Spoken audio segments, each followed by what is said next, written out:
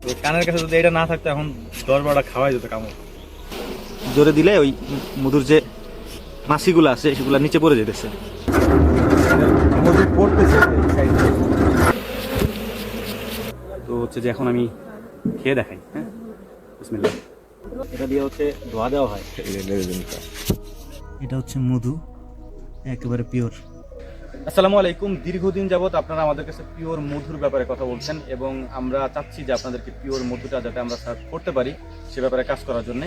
কিন্তু আমরা আসলে এই অথেন্টিক মানে পিওর মধুর ব্যাপারে যেহেতু আমরা নিজেদেরও আমাদের তেমন কোনো অভিজ্ঞতা আগে পরে ছিল না বা এখনও পর্যন্ত নাই, যে কারণে আমরা আপনাদেরকে দিতে পারি না। এবং আমরা এক একটা পণ্য যখন নিয়ে আসি এটার পিছনে আমরা অনেক দিন পর্যন্ত কাজ করি, তারপরে এটার অথেন্টিসিটি পরীক্ষা করে তারপরে আমরা আনি। তো ইনশাআল্লাহ আজকে আমরা যাচ্ছি এমন একটা জায়গায় যেখান থেকে পিওর মধু আমরা সংগ্রহ করতে পারবো এবং আপনাদের মধ্যে সেটা আমরা দিতে পারবো। এই জন্য মূলত আজকে আমরা একটা জায়গায় যাচ্ছি, আপনাদেরকেও নিয়ে যাবো ইনশাআল্লাহ। তো চলুন আমাদের সাথে। আর আরেকটা বিষয় আপনাদেরকে বলে রাখি, আমাদের সাথে যোগাযোগ করার দুইটা নাম্বার আমাদের আছে। একটা হচ্ছে 01922228838, এই একটা নাম্বার। আরেকটা নাম্বার হচ্ছে 01338700338। এই দুইটা নাম্বারে সরাসরি আমাদেরকে কল করুন। সরাসরি কল করলে খুব সহজেই আমরা আপনাদেরকে এই মধু বা আমাদের কাছে আর বাকি যা যা আপনারা পাবেন, যেগুলো আমাদের কমেন্ট বক্সে দেওয়া থাকে, ইনশাআল্লাহ আপনাদের পর্যন্ত আমরা পৌঁছে দিতে পারবো ইনশাআল্লাহ। তো চলুন যাওয়া যাক আমাদের সেই মধুর খামারে।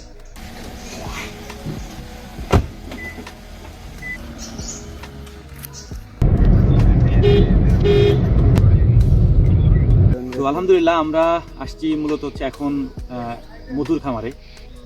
আমরা এই যে মধুর যেখানে চাষ হয় মূলত এই পুরো এরিয়াটা হচ্ছে সরিষা ক্ষেত, এখান থেকে অনেক দূর পর্যন্ত আমরা এসে যতটুকু দেখলাম আর কি। আর এই হচ্ছে মানে চাষের যে মধু চাষ যেভাবে করা হয় আর কি, হয়তো অনেকে দেখছেন, তবে আমাদের জন্য এই অভিজ্ঞতা প্রথম। আমাদের কাছে অনেকে মধুর কথা বলেন, তবে মধু সম্পর্কে আমাদের তেমন অভিজ্ঞতা না থাকার কারণে আমরা মধুর ব্যাপারে তেমন কথা বলি না। তো আগে আমরা জাস্টিফাই করব, বুঝবো, তারপর হচ্ছে যে আপনাদেরকে এগুলা সাপ্লাই করবো ইনশাআল্লাহ, যদি আমাদের কাছে মন মতো হয় আর কি। এটা দেখার জন্য মূলত আমরা আসছিলাম। তো আমিও আপনাদেরকে একটু দেখাই। এটা দিয়ে হচ্ছে ধোয়া দেওয়া হয়।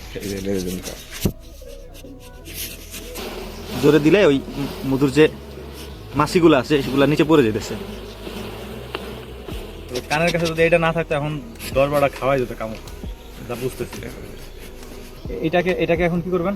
এটাকে নিয়ে মেশিনে দেওয়া হবে। মেশিনে দেওয়ার পরে এখান থেকে মতো আলাদা করতে হবে। আচ্ছা, আমরা সেটাও দেখি। এইটা হচ্ছে মূলত মেশিন। এটার মধ্যে এই যে ইয়াগুলো আছে, ফ্রেমগুলো আছে, বাইরে এই ফ্রেমগুলো বসাই দেয় না। কত অত্যাধুনিক সিস্টেম। আগেও কি এরকমই হইতো নাকি কোনো সনাতন পদ্ধতি ছিল আগে? আগে পদ্ধতি এরকম ছিল, অন্য সিস্টেম। কটা দিত একসাথে? 8টা ধরে আর কি বেশি। 8টা স্যার। মধু পড়তেছে ছিটা ছিটা পরে মনে করেন এই মেশিনের মধ্যে দেওয়ার পরে এটা যখন ঘোরানো হইলো ভাবে, তখন এর থেকে ছিটে ছিটে পড়ে গেছে আর কি। ছিটে ছিটে এটার সাথে লাগছে। এটার সাথে লাগার পরে এটা ঢাল করা, এদিকে ঢালু দেওয়া, ওই ঢাল থেকে আস্তে আস্তে এটা নিচে নামতেছে আর কি। তারপর টপ দেওয়া আছে। ধরেন তো একটু যে এই ফাঁকা অংশগুলোর ভিতরে মধু ছিল, হ্যাঁ, এগুলো এই যে বের হয়ে গেছে ছিটে ছিটে এখান থেকে, এগুলো সব বের হয়ে নিচে জমা হইতেছে।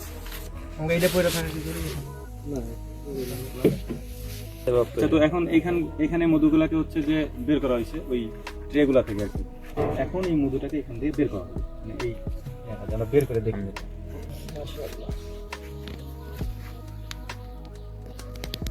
এটা হচ্ছে মধু, একেবারে পিওর।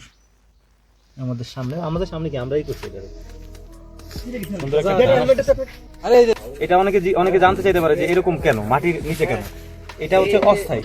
যদি স্থায়ী হইতো সেক্ষেত্রে হচ্ছে এরকম প্লাস্টার করে অথবা একটা প্রসেসের জায়গা থাকতো। এটা যেহেতু হচ্ছে বিভিন্ন জায়গায় ভ্রাম্যমান ভাবে হচ্ছে যে বিভিন্ন জায়গায় চাক দেয় আর কি, যেখানে ফুলগুলা হয় সেখানে চাকটা নিয়ে যায়। তো যে কারণে হচ্ছে যে এই প্লাস্টার করা অথবা হচ্ছে যে চারপাশ ঘিরে ইট দিয়ে করাটা পসিবল না। এই কারণেই এইভাবে দেওয়া আর কি, মাটির নিচে এরকম গর্ত করে এটা এখানে দিছে, যখন আবার এখান থেকে চলে যাবে মাটিটা বন্ধ করে দিয়ে এখান থেকে চলে যাবে। অস্থায়ী হওয়ার কারণে এই পদ্ধতি, স্থায়ী হইলে সম্ভবত এটা প্লাস্টার করা যেত। তো আমরা শেষ করি এটা আস্তে আস্তে। এইটা হচ্ছে একেবারে পিওর খাঁটি মধু, যেটা আমরা এখন নিজেরাই হচ্ছে এখান থেকে হারভেস্ট করছি, এখান থেকে নিয়ে আসছি। এটার মধ্যে হচ্ছে যে ওই ট্রেগুলাকে মধুটা ছাড়ানো হয়েছে আর কি, এখান থেকে নিয়ে আমরা এই যে গ্লাসে রাখছি। এটারও মূলত এখন হচ্ছে চেকতে হবে আর কি। হ্যাঁ, এখন এটা ছেঁকে দেখি, পরে খেয়ে দেখবো ইনশাল্লাহ। আছে কিন্তু এটা আমরা একটু ছেঁকে নিই সুন্দর করে। এটা কি পড়বে না এটা ভিডিওতে ভাই? গাঢ় মধু তো অনেক তাকে ই করবি ঢাকনাটা এদের বাড়ি যা একটু দেবেন না একটু দিন তাহলে একবারে আরে দেহে পোলা ভান তো আছে তো আলহামদুলিল্লাহ এটা হচ্ছে ফাইনাল লুক। এত পরিমাণে ঘন এটা, মানে আমরা বের করে নিয়ে আসছি, হাতটা একেবারে মেখে গেছে। খেয়েও দেখাবো ইনশাল্লাহ। আরেকটা বিষয় হচ্ছে যে মধু সম্পর্কে আমাদের অভিজ্ঞতা কম, তারপরও আমরা যতটুকু বুঝতে পারলাম অরিজিনাল মধুটা আসলে চিনতে পারাটাই হচ্ছে সব থেকে বড় ব্যাপার। তো এখানে যতটুকু বুঝলাম, আমরা যেহেতু নিজেরাই হারভেস্ট করছি, এখান থেকে আমরা সকালে আসছি, আসার পরে ফুল প্রসেস তো আমি আপনাদেরকে দেখাইছি। তো হচ্ছে যে এখন আমি খেয়ে দেখাই। হ্যাঁ, বিসমিল্লাহ। এটা হচ্ছে আমি নিজে নিয়ে আসছি এখান থেকে একটু কাইটা। এটার সাথে খাইতে অনেক মজা, যেহেতু আমরা মানে নিজেরা যখন কাইটা খাই তখন অনেক মজা লাগে।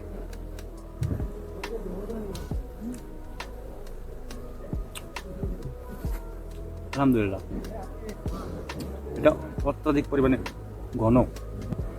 সকালবেলা আমরা আসছি প্রায় কত কিলোমিটার? ভাই কত কিলোমিটার হতে পারে? 90-95 কিলোমিটার, প্রায় 100 কিলোমিটারের মতো জার্নি করে আমরা আসছি। আসার পরে এখানে মধু হারভেস্ট করা হয়েছে এবং মধুই আমরা খাচ্ছি আর কি। সকালে নাস্তা যদিও করে আসছি মাগুরা শহর থেকে আর কি, এখন এখানে এসে মধু খাচ্ছে। তো যাই হোক, দোয়া করবেন যেন আমরা ভালোভাবে এটা বুঝতে পারি আগে। বেশি দেবো একটু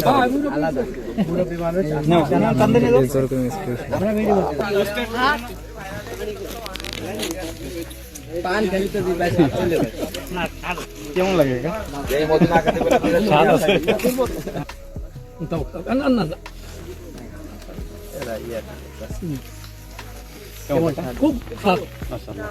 খুব স্বাদ মধু